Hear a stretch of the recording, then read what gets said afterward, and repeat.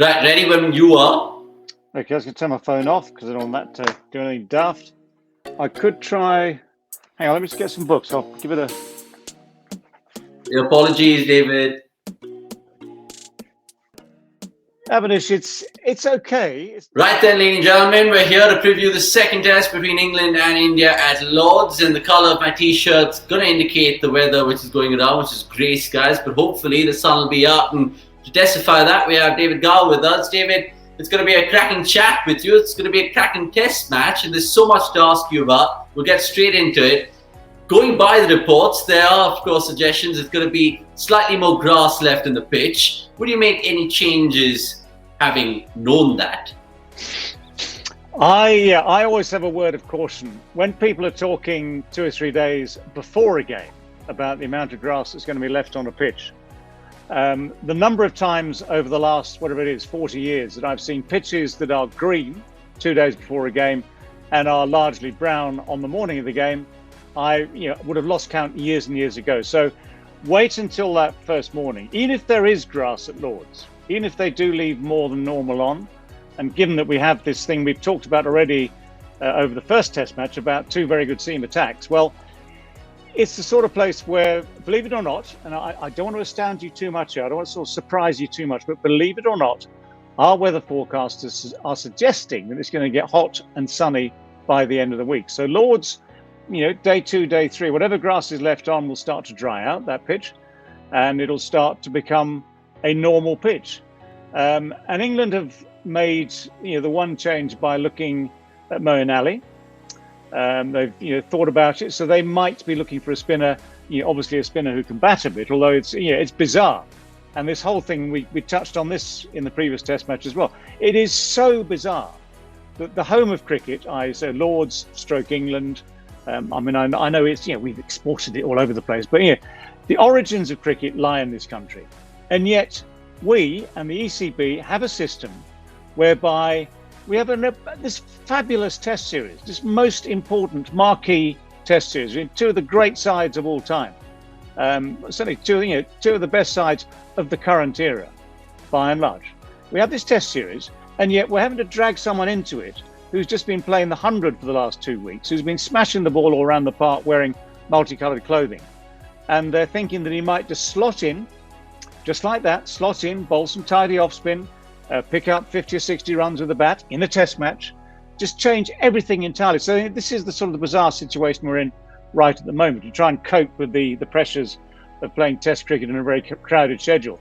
And it is basically bonkers. The whole thing is basically bonkers. So I know we started talking about the pitch. That could easily be not quite as green by Thursday morning as it is at the moment. We talk about fitness of bowlers. We talk about, you've only had the one test match and a lot of rain in it. Okay, so we're kind of starting, although markers have been laid down, we are kind of starting the series here at Lord's in the second test match. And who knows what's going to happen, but we'll try and shed some light on it. Yeah, it's going to be a riveting prospect given the fact that your series predictions is 2-2, so we're of course going to be expecting a result. Stop reminding me.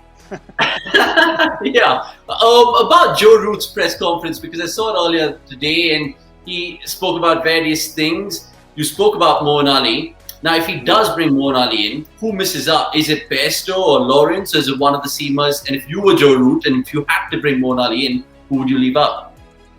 The candidates to miss out, not Bairstow for me, because I thought Bairstow actually looked in pretty good touch. And he'd made the adjustment needed. He'd been playing, and this is where the modern game is extraordinary in many, many ways, in a good way actually. He'd made the adjustment from being the leading batsman for Welsh Fire, I think I've got that right, in the 100, and was smashing it all around the park as well. But he actually played 2 test match style innings and looked better than anyone around him apart from the obvious, which is Joe Root. And the fact he didn't get big runs is a shame, because I would have quite liked to see him do that. But everyone else, of course, in that first innings fell apart. Even in the second innings, again, it was just Joe Root, really, who was playing proper cricket. So Bairstow keeps his place for me. Lawrence will be in and out, I think, for the next few seasons here and there. He's a very good prospect, but he's an attacking batsman with a slightly loose technique, which, against a really good attack like this one, might have problems. Therefore, it could be him that misses out, which means you strengthen strengthen the bowling by bringing in an all-rounder again, because that's, again, one of the issues. But then you've got lots of seamers, you've got an extra spinner. It could be, I mean, the other candidate, actually, sadly, and this will amuse you, of course, because I mentioned his name as a potential leading wicket taker a couple of weeks ago. And I recanted on that, as you remember, changed my mind on that. Pleaded pressure, mental instability. Yeah, Stuart Broad. So Stuart could possibly miss out. But again, they will make their minds up, and India will have to make their minds up too about their team on Thursday morning. Because until you see the pitch, until you see the conditions around you, until you have an idea as to the way those 4 or 5 days might pan out, then you are basically, you're always a foolish man if you make your mind up too early in any test match, wherever you are, anywhere in the world. Yeah, I mean, it's a valid point that you're making. We'll speak about India in greater depth just in a bit, but I just want to finish with England here, with the conversations going around, especially in the UK, about the top three, which is Burns, Sibley and Crawley. They've been under the microscope for a while right now, and rightly so, with their poor scores. Who is, of course, going to be going into that Ashes tour? I know it's long-term thinking. Who's going to get a longer rope from these three, you think, David? Well, yeah, you're right. Inevitably, having seen what happened in that first test match, and of course, everyone reacts very, very quickly. This modern era, judgment is almost instantaneous, isn't it? So if you watch a test match, someone has a bad day, there's a lot of sort of sucking of teeth and, oh dear, it's gnashing and wailing and all sorts. It's all too easy to make snap judgments. Now, we have seen quite a bit now, actually, of the three of them. They've both been playing Test cricket for a couple of years now, give or take, or more in Burns' case. And the observations are basically this: both Burns and Sibley have techniques you wouldn't teach a dog. They both look completely out of place at the highest level. None of them win prizes for style, but they have one or two attributes that compensate. I.e., Burns is a real battler. He's brave, he's gutsy, has a really good attitude to the game. Sibley, likewise, powers of concentration. Reading War and Peace for him would seem like most people reading a 1,000-word article in a magazine. He has huge powers of concentration, but somehow he needs to learn how to score a run. So these are not people that we would see in classic England all-time teams. These are people who just happen to be a product of the age.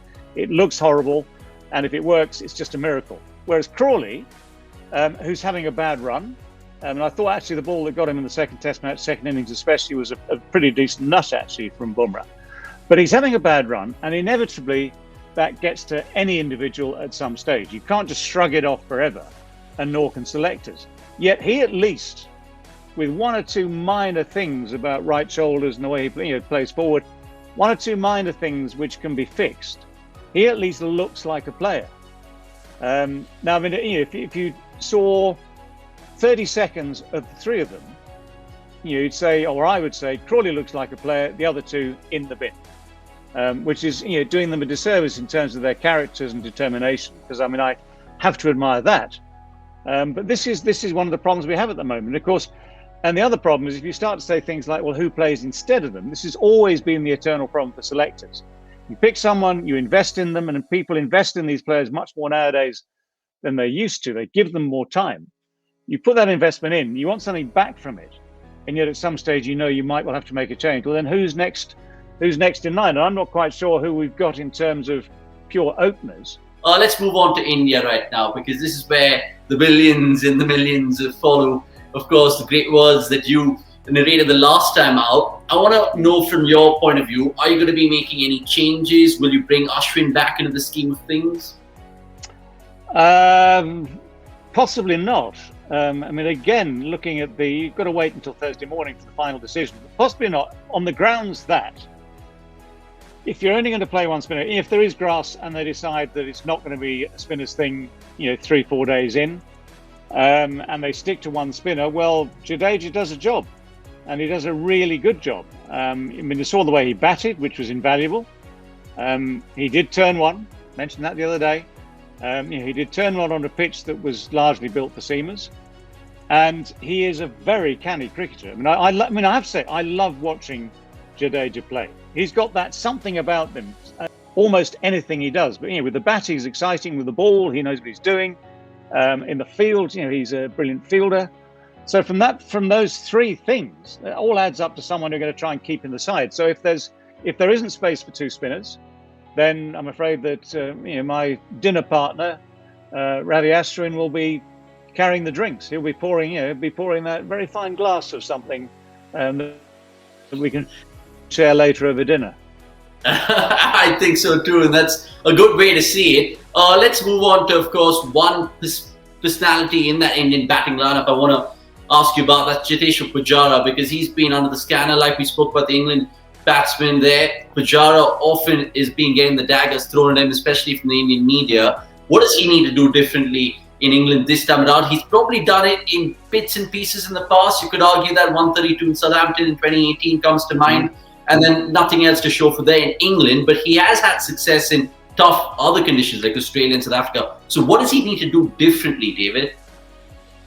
Yeah, that's a good question, really good question, because, again, going back to conditions, anyone playing at Nottingham on that pitch, top order, would know, and we talked about, for instance, Rahul, for one, who made runs, but would have missed, I don't know how many balls in the process, because a ball that's in the hands of good bowlers on a pitch that's doing things will go past the edge and will eventually get the edge. That's one of those certainties in life. So it's a bit of luck that gets you through the first bit, and once you get settled, you start to. This is what they call building an innings, getting yourself in. Once you get settled, if you are good enough and lucky enough to get through that first 20 minutes, half an hour, then your judgment gets better. Again, that's what good players know will happen. You'll know that sort of infinitesimal judgment. For instance, balls to play at and leave just outside off stump. The Geoffrey Boycott corridor of uncertainty. Your judgment gets sharper as you get set. When you're first in there, you're sort of maybe looking for it a bit. You're maybe sort of not quite so sure. But if you survive 30, 40 minutes, then you can build on that. And that's what any batsman, including Pujara, would want to do. We know how determined he is. So he's not going to set the scoreboard rattling round at a rate. He's going to make his runs at his pace. And he mentioned quite rightly, he's done it in places like Australia. He's done it once or twice in this country. There is this thing inevitably sometimes with players where when they're under pressure, they might have 2 or 3 bad knocks and suddenly drag one out where you get 60 or 70 or maybe 100. And you say, phew, there we are. And everyone around you, your colleagues in the team, selectors, they all say the same thing. It doesn't necessarily mean that you're back to your absolute best. It just means you probably had a good day. And he can certainly do that. But again, the way these things work, we all know that. If you're in a key position at number 3, however much you've done before in your career, there comes a moment where if it's not working for you and therefore not working for the team, someone in charge, be it Virat Kohli as captain, be it Ravi Shastri as sort of the management, be it those involved in selection, they sort of come to a conclusion at some stage, and you get that little sort of tap on the shoulder saying, do you know what? Probably time to have a rest. So this is the pressure that everyone has to exist under if you want to maintain a career at the top level. You can have the odd bad day, you can have the odd game off, you can have the odd overall poor series, but you are expected to contribute more often than not. So that's the sort of pressure that'll be on him as he starts that game at Lord's. Yeah, because ultimately when you bat in England, and you know better than anyone else, batting time comes at a premium, but the ultimate currency is runs. So hopefully it's the latter for Pujara, and however he does it. We talk about Dom Sibley being a sticker and a grafter. Pujara is of the same mold.